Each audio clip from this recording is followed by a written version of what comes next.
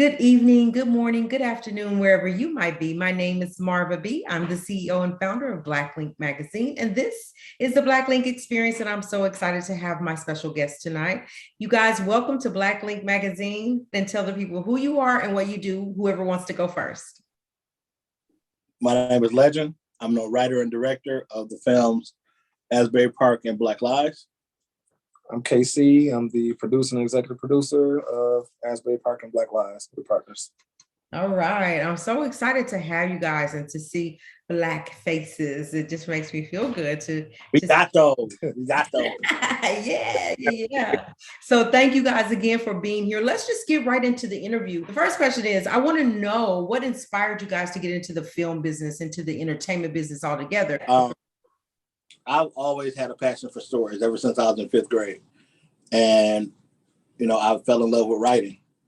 And so as I got older, I just found myself, heavily in the books and heavily in the movies, just storytelling. I wrote my first novel in 2000 my first book in 2000, which was a book of poetry, which led to me writing novels, which led to me writing screenplays. Right. So, and everything's kind of, migrated from there. I've always been an entrepreneur. So having the opportunity to develop a relationship and a friendship with Legend, knowing that he was already into the entertainment industry, we kind of brought in the best of both worlds of what we do together. And we're here now. That's amazing. Can you guys tell me some of your experiences in this business? And I'm talking about, some of the struggles that you face in the business of entertainment. Well, my first struggle, my entry into the entertainment business was somebody stealing my script. Like I said before, I was a writer, and a friend of mine who had been to film school, she introduced, she came to me because she was a fan of my work. Mm-hmm. And she told me that she had met with a production company and they were looking for writers. So keep in mind, like, as much as I wanted to get into the film business, I never thought it was possible because growing up poor, I knew we couldn't afford film school. Right. So I was like, okay, a production company is looking for writers. Let's go. So we went, and like I told them, I write the script. You won't even have to pay me. Just teach me how to make a movie. And so we agreed. So we did. The lady I was working with, the friend of mine, and we went back to write the script, and she never made any of our meetings, and never did anything that she was supposed to do. So I was like, look, this is my foot in the door. You're not about to mess this opportunity up for me. So I went ahead and wrote the entire script. Wow.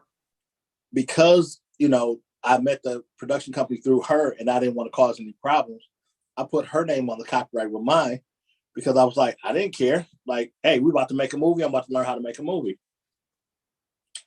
Yeah, she really liked the script. They really liked the script. Apparently, she liked the script so much that she showed it to other people who told her how good the script was.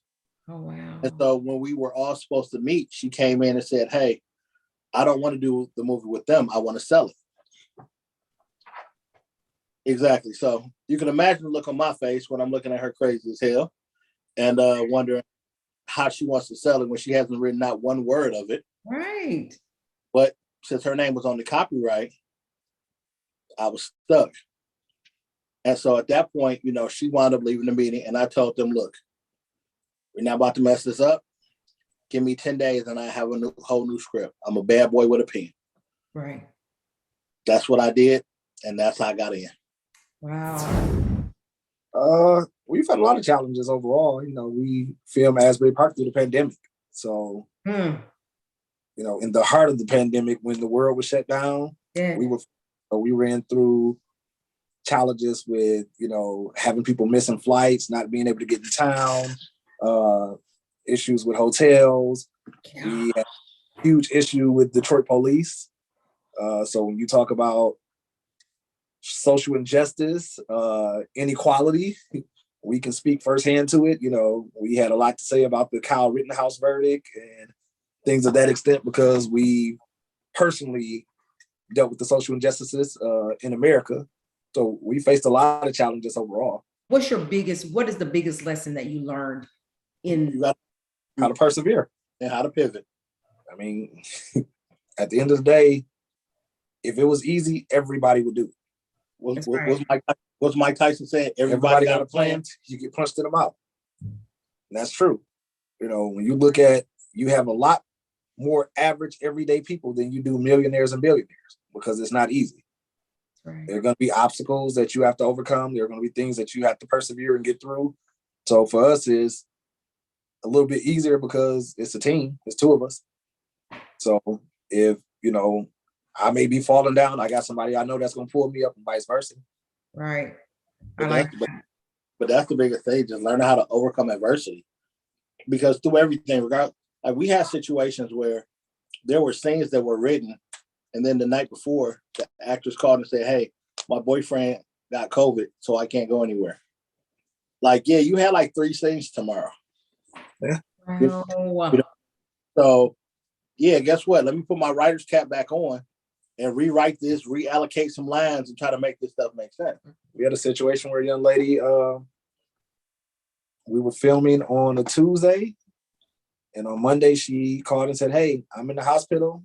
I've got pneumonia and I've got blood clots in my lungs. They're admitting me." And we're looking at the time. We were actually playing golf with Glenn Plumber at the time. And it was like maybe 10 hours between where we were and call time the next day. Yeah. I think that just says, it speaks volumes about your work and what you do, because you have to stay ready, because there are things that'll happen that we just don't have control over, and there's just nothing you can do about it. So it speaks volumes about, you know, you guys' tenacity and the way that you're going to make it happen no matter what. What do you tell someone that wants to get into the business of entertainment? What is the best advice you're giving them? Get rid of your ego. I love it. I love that. I mean, that's big for a lot of reasons, because, you know, just like anything new, you don't know everything. That's right. You know, so to be open to critiques, because that's how you get better. You know what I mean? Like, someone, like, learning the difference between somebody being a hater and giving constructive criticism. Mm-hmm. Nowadays, when you say something that people don't like, they're quick to say, "Oh, they're a hater, they're a hater." Like, no, they're actually telling you something that you need to hear. So even though you can't change what you've already done, you can take that knowledge and do better going forward. And that's how we progress. Yeah, I like that. How did you guys connect together and become a team? How did that relationship happen? I'm gonna let him answer. Oh my gosh. What the world? It's like a marriage. You know, you say, "This is how we met," and it's always like, "That's not how we met." So at least you want to get it right this time. I'm gonna let him answer. look, we always in the same vicinity. But no, I used to do graphic design and web design, and he was referred to me by one of my clients. And so, you know, I did work for him. And keep in mind, everything was over the phone or via email, things like that. We never had to meet. And so we, you know, when we were talking on the phone, you know, we'd talk about the work for a little bit, but then we just talk about business and just other things. Both of us basketball junkies, grew up in Detroit, things like that. And so, you know, it'd be times where, like I said, we'd just talk. You know, at the time I was in the process of working on Asbury Park. And, you know, I had my plans and things like that. And the consummate smart ass over here, I was like, "Yeah, I'm working on a movie." He was like, "Oh yeah, really? Okay, sure you are." So I'm like, you know, so I sent them some information on it, because I'm really big on being prepared. Right. And so I sent them a project overview on it, you know, detailing the project, what I was looking to do, the purpose of it, everything. And so he was actually intrigued by that. It was like, "Oh, okay." So time went by. I was pursuing a big name actor, and, you know, we had been in negotiations for months. Right. So nice you don't want to call names. Shut up, fool. So we got to the point where we were in negotiations and everything was going well. And I got the call, was like, "Hey, you know, because again, we're in the middle of the pandemic. Right. California got shut down for like a couple months and stuff like that. Right. So now we were on the other side of that. And I got the call saying, "Hey, okay, we're ready to move forward." So I'm excited. I'm like, "Okay, cool." So they told me the number, and I was like, "Okay," you know, going along with it. I don't know, I got to figure some things out. So I wound up talking to him. And again, we were just talking. He was like, "What's going on with you?" I was like, "Man, I got to figure some things out." And he was like, "Oh, I may be able to help with that. And I'm like, okay, keep in mind, we've never met before face to face. Right. And I'm like, and you know how people are. Everybody's like, oh yeah, I can do this, or I can do this, I can do this. Yes. And so I'm taking it with a grain of salt. So, we talk a little bit more. And then he was like, hey, I got a check for you for $5,000. Okay. And again, okay, sure you do. So we were supposed to meet. And then all of a sudden I couldn't get a hold of him. Right. And I'm like, figures. Oh yeah, I'm called a couple times. I get a text. Hey, he's got COVID. Sure he does. Absolutely. All right. So more time goes by and I get a call. Hey, he hasn't forgotten about you. He just got COVID. And again, I'm not thinking nothing of it. I'm not expecting nothing. And then eventually, a couple days later, I get a call, after X amount of time goes by. Hey man, look, I got that for you, meet me at the office. I'm gonna play the game and I'm like, okay, sure. So come to the office and I guess I didn't know what he looked like for real. And he wound up investing in the movie. And then a little bit later, he actually wound up coming on set on the first couple of days of filming. Right. And he was like, this is a real movie. This is really happening and stuff like that. So from that point, he just got more and more and more involved. And now he's stuck with me.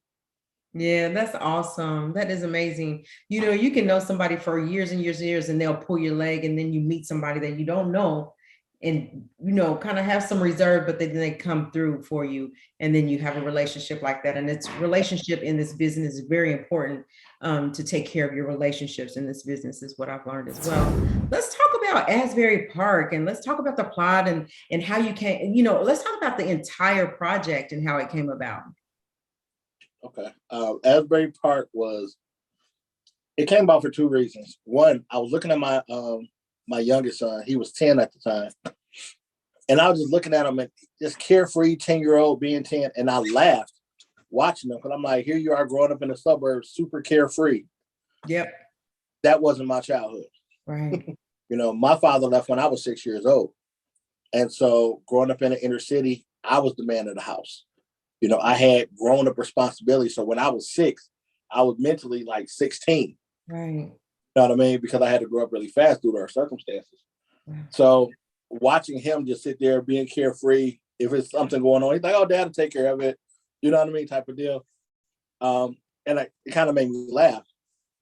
A couple nights later, I was listening to an interview of Meek Mill on the radio or on YouTube. Mm-hmm. And he was describing what life was like for him growing up in Philly. Right. And I was like, the way he grew up is just like the way I grew up. Mm-hmm. And really just dawned on me, like a lot of these problems, they're not Detroit problems. They're inner city problems. Mm. So from there, I actually, started writing Asbury Park. And that was December 2018. Well, tell me a little bit about Asbury Park. Okay. Asbury Park is the story of 4 boys growing up in the inner city. And they're just trying to do the right things. Mm-hmm. Like one of the things that annoys me personally is when people who don't come from that environment have opinions about people from those environments. Like I dated a girl from a Detroit suburb, and she grew up in a 2-parent home, both parents well-educated, both gainfully employed. Right. And we were watching the news and they were talking about a kid had got arrested for drugs. And she was like, there's never a reason to sell drugs. My response was bullshit. From the inner city. Not in that situation. You don't know. Yeah. But that's the thing. And in reality, most times people who aren't from those places, who have these strong opinions about what people should and shouldn't do, right, will never experience those things. So Asbury Park is a story about 4 boys, like I said, they're growing up in this environment. And because I wanted to show people these environments, the environments where you say, well, he doesn't need this, he doesn't need that. I started carrying a gun when I was 12 years old. Mm-hmm. Wow. Did it because I was the biggest male in my house. Uh-huh. I was living in a neighborhood where it was a lot of break-ins and crime. Right. And if call 911, the police wouldn't come. Wow. So what am I supposed to do? Yeah. You know what I mean? Like where in the suburbs, if you call 911, the police are there in 2 or 3 minutes. Right. But if I know for a fact the police aren't coming, I've seen on multiple occasions where the police didn't come. Why would I risk my life for that? That's right. But if I got caught with that gun, you would say he's a criminal. Yep.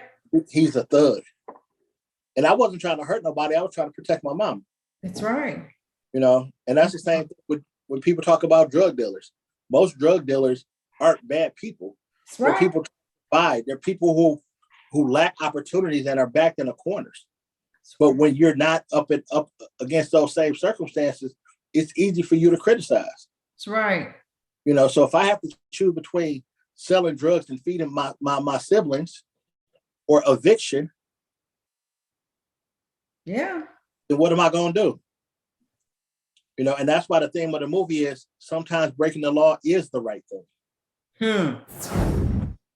You got to do what you got to do. So tell me, how did you cast the main characters? What was the process of casting?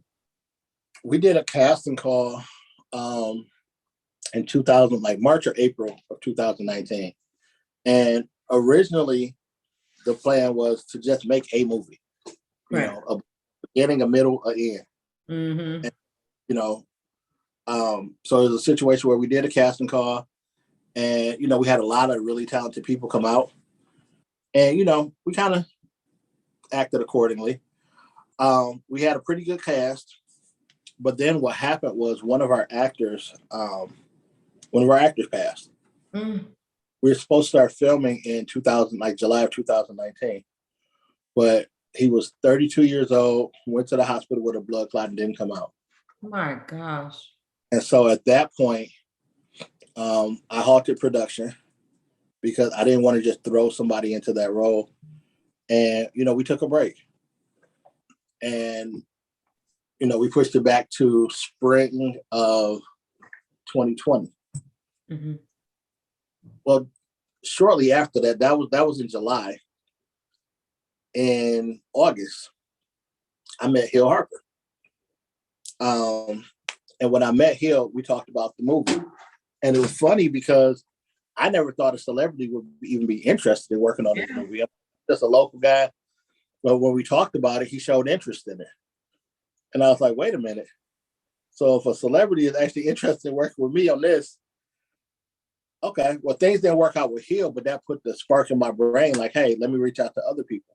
Right. And so that we started reaching out to other celebrities who kind of came from an urban background that will actually understand the story. Right. Like one of my mentors, he taught me a long time ago, he said, most actors will mess with you for the check or for the story. And so I had a strong story. And that put together, you know, the project overview that I showed Casey. Because I wanted in detail for everybody to understand what it was I was looking to do. And I did it to show myself as, you know, separate myself from everybody else that's constantly bugging. And so I reached out to several people. You know, Jamal Willard was the first person to come on board, followed by Peter Guns and Fredro Starr. And I'm like, okay, wait a minute. Peter Guns? Yep, Peter Guns from Love and Hip Hop. Okay. Jermaine Hopkins then came on board. Okay. And then a friend of mine and I, we were talking, and I was always a fan of Snoop from The Wire. And at this point, look, things are working out, and I always thought it would be cool. So I pitched Snoop, and they were interested. And I was like, I really didn't think they would be interested, but they were. The funny thing about pitching her was I didn't even have a role for her. I just pitched her. Oh, wow. And her manager was like, oh, okay, yeah, this looks like something she'll be interested in. I'm like, really? She was like, well, send me over the size. I was like, you'll have them in the morning. I stayed up at night writing, and I wrote everything out. And by the morning, I was able to email over. I merged a couple characters and stuff like that, rewrote some things, and pitched her. She came on board. Oh, wow. And then, Glenn Plummer came on board. You know, he was our latest addition. And It was funny because when he came on board, writing them consistently and sending them stuff, and I'm borderline cyber stalking them because I'm on Instagram, I'm on email. You know, I had a friend of mine who kind of knew him, so I asked for a favor, and I'm, you know, and it was crazy because it actually, we had a day on set and everything was like kind of crazy, and I was kind of irritated. It wasn't necessarily the best day. And then I got an email. I look at my email, it says Glenn Plummer. Hey, I love the script. Call me. Wow. I'm in. Wow. I'm running around doing cartwheels because they all got better. And he came on board as well. So, you know, it was a surreal experience. That's amazing. Well, I'm so excited about, you know, what you guys are doing, and we do support you over here, and we wish you nothing but success. What's next for you guys? What's next on your agenda? Whether it's 2 months, 2 years, what's next? Asbury Park is on Tubi right now. You can currently go and stream it. Black Lies, which we had a sold out premiere 2 weeks ago. We're having a encore premiere December 10th at the Bel Air Theater, which is here in Detroit. And that'll be out on Tubi within about 3 weeks. We also have a third movie which we produced called Consequences. Consequences will be out on Tubi within about the next 3 weeks. Wow. And for 2022, right now, we have a solidified 6 projects that are on our board. That 6 is probably going to turn into 8. Wow. And for 2023, we are looking at filming 20 projects. Wow. Wow.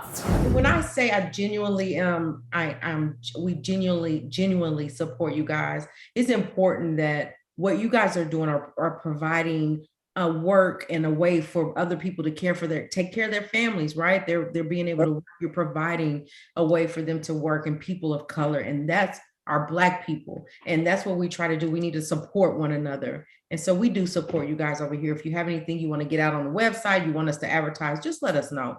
We're here. We're here. And so go ahead and tell the people where they can find you guys on social media sites, how they can, know how they stay up with your casting calls and everything that you have going on. Well, we have a casting call in Southfield, Michigan, December the 19th. They can register for that casting call on ibmedia.com. That's IYBE media.com. You can reach me on Instagram at IMKC. That's the initials KC_Carson. You can find him on Instagram at IamLegendKW. I'm on Facebook at KC Carson. Right now, he's not operating on Facebook. No Facebook for you. I tell everybody I'm easy to get in contact with. My number is 586-255-5636. Whoa. And okay. My number is call him. Okay. Okay. Your phone might get to ringing. Yeah, I'm the new Mike Jones. 586-255-5636. All right, you guys. Thank you so much for stopping by. We do appreciate you, both of you being here. We're going to go for now. In the meantime, remember, respect yourself, respect each other. God bless. Thank you. Very welcome. Very welcome.